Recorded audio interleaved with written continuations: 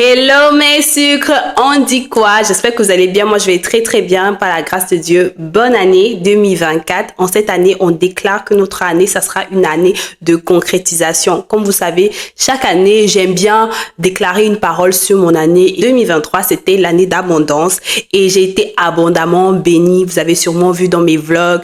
Certes, c'était pas abondant dans les finances, mais il y a eu des choses incroyables qui se sont passées. D'ailleurs, j'ai fait un bilan de mon année quand je quittais le Cameroun et je me suis bien installée, vous avez vu. 2024 sera une année de concrétisation et étant donné qu'on est une communauté, j'aimerais que tu déclares avec moi aujourd'hui en commentaire que 2024 c'est une année de concrétisation. Notre slogan c'est « On parle plus beaucoup, on concrétise seulement ». Et notre hymne national, attendez, je mets ça parce que le son là, on doit marcher avec le son aussi cette année. Quand ça sera difficile, quand ça sera compliqué, on doit chanter ce son. Jesus, yeah, you have done it again. Jesus, yeah, in your special way, what was impossible, you make possible. Jesus, yeah. Voilà. Quand les gens vont penser que c'est impossible pour nous, Dieu va rendre l'impossibilité en possibilité, en quelque chose de tangible. C'est notre hymne national. Donc, quand tu sens que c'est un peu flou, tu ne comprends pas comment ça se passe, je veux que tu chantes avec moi. Jesus, yeah, what was impossible, you make possible. Jesus, yeah. Ok, bon, j'ai assez bougé les mains comme ça, mais on va se calmer. Je voulais tourner cette vidéo pour bien commencer l'année, pour vous expliquer les raisons de mon absence. J'ai supprimé les réseaux sociaux le 1er janvier 2024 et ça tombait bien parce que le 1er janvier c'était un lundi. C'était pas prévu. Je me suis réveillée le matin. Je me suis dit, supprime tout. C'est pas en mode j'étais pas active, c'est juste que j'avais même supprimé les réseaux. C'est pour ça que peut-être certaines créatrices de contenu, mes go sucrés, j'ai l'habitude de liker, commenter vos posts et je ne le faisais plus parce que je n'avais plus de réseau en fait. J'ai tout supprimé, tout ce qui me restait c'était WhatsApp parce que j'étais fatiguée, très fatiguée. J'en avais marre des réseaux et surtout j'étais fatiguée et honteuse de ce que les réseaux faisaient de moi. Le déclic, clairement, je l'ai eu un jour quand j'étais assise ici chez moi sur un canapé et j'ai vu un post d'une fille, je sais pas si c'était une de mes goûts sucrés ou quelqu'un comme ça, qui célébrait une victoire. Et moi, j'étais là en mode, comme les aigris là. Moi, j'étais là comme ça sur mon téléphone. Je voyais la fille sur le téléphone, était très contente et tout. Je me souviens un peu trop. Et moi, j'ai piaffé. Genre, j'ai fait ça.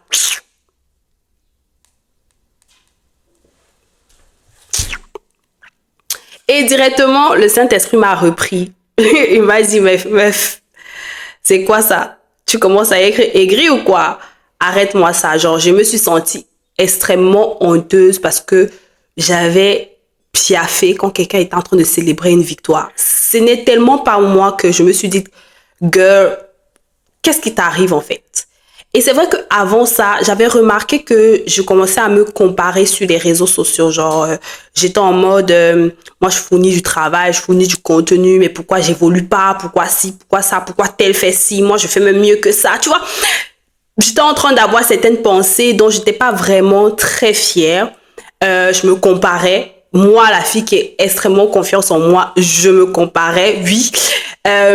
J'étais addict à mon téléphone, genre je me retrouvais en train de tout le temps scroller pour rien, genre j'avais une routine sur mon téléphone, genre sur Snapchat, après je passe sur TikTok, après je passe sur Facebook, après je passe sur WhatsApp, je sors 5 minutes, je fais la même chose, je faisais rien d'important sur mes réseaux sociaux. Certes, les réseaux, c'est mon bureau, c'est ma plateforme, c'est mon ministère. Oui, parce que tout le monde n'est pas fait pour aller se placer sur un pupitre. Ok?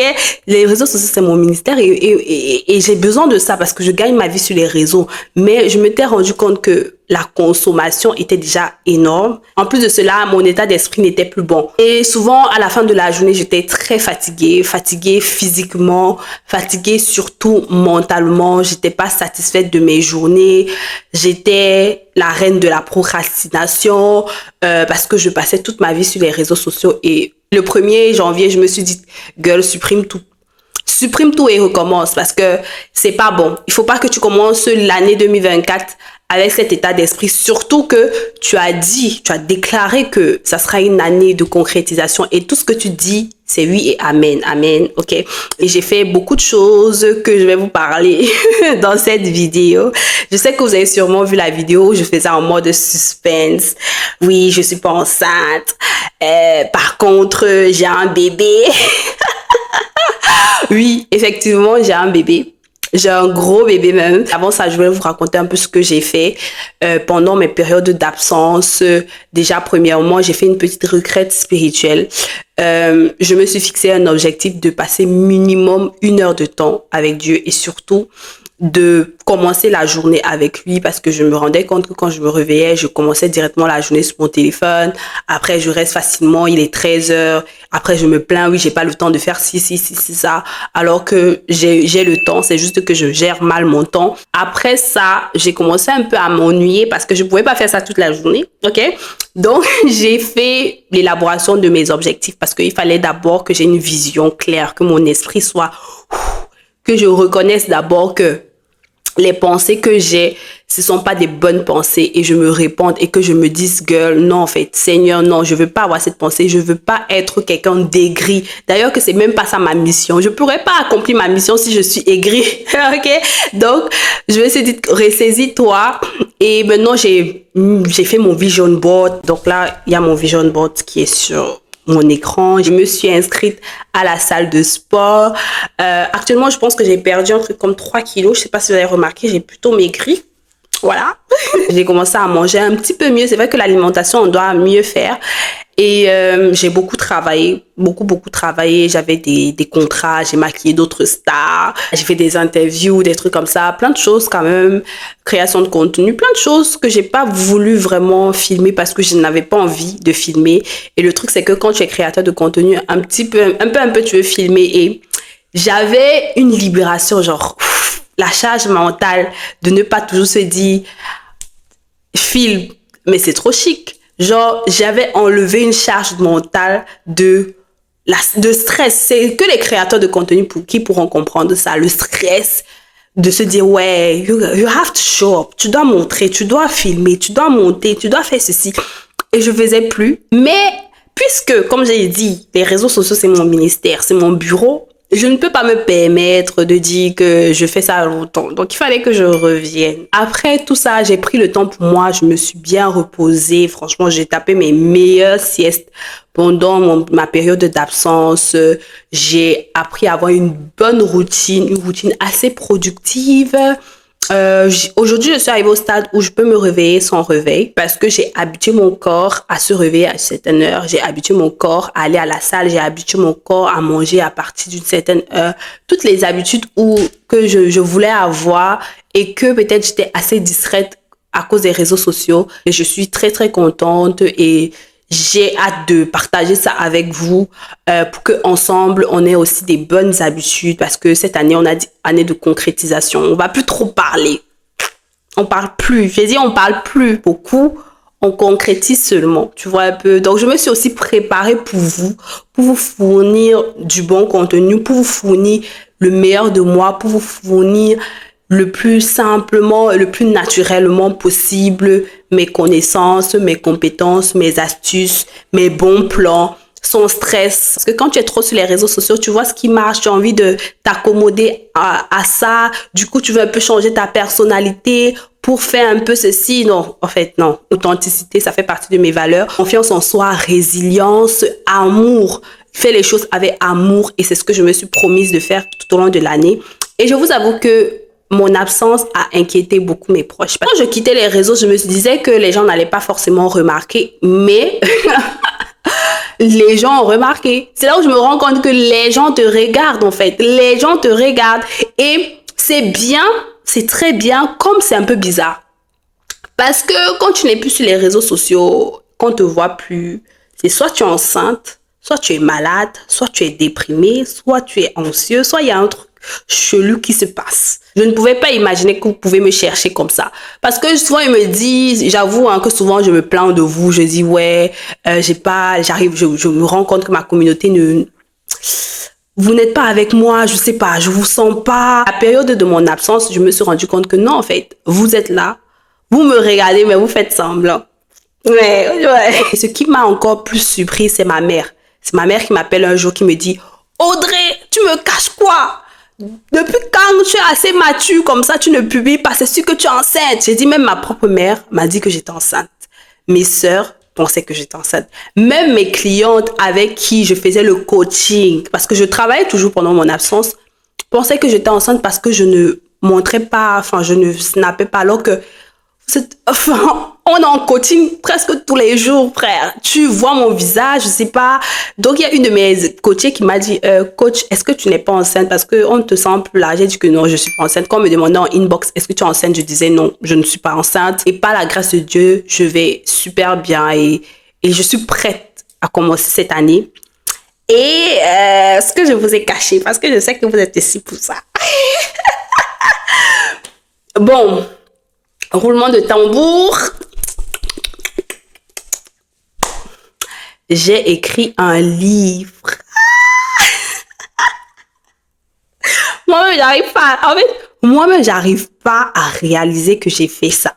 J'ai pas fait ça en 2 mois. Rassurez-vous, c'est un projet sur lequel je travaille depuis 2023. C'est le projet secret dont je parlais souvent dans mes vlogs et tout. Et je procrastinais beaucoup. J'étais beaucoup perfectionniste sur ça. Et pendant ces 2 derniers mois-ci, je me suis dit, plus de 2 mois, hein, je me suis dit, girl, ce projet a été implanté dans ton cœur par Dieu. C'est pas toi-même qui voulais faire ça parce que ça coûte cher, ça prend beaucoup d'argent. Donc, si tu as réussi à le faire, c'est pour accomplir ta mission. Et ma mission de vie, la mission que je sais que c'est Dieu qui m'a donnée, c'est vraiment vous aider à faire ressortir votre plein potentiel. Que ce soit physiquement, que ce soit mentalement, que ce soit spirituellement et que ce soit aussi financièrement, surtout financièrement, parce que j'aime quand vous venez me dire que vous avez gagné l'argent, ça me plaît, c'est mon kiff quand on est des femmes ambitieuses, qui ont l'argent avec de l'audace. Cette année, c'est l'audace, ok? Je pense que je vais créer un groupe WhatsApp. Je vais vous dire ça dans quelques jours où je veux que des femmes audacieuses. Ensemble, on va se motiver, on va se tirer vers le haut. Et voilà, je l'ai fait. Je vais vous montrer mon livre, ok? Je reviens. Ok.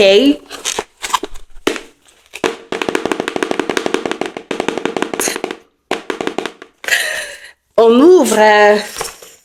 Ouh là là, c'est magnifique. C'est magnifique.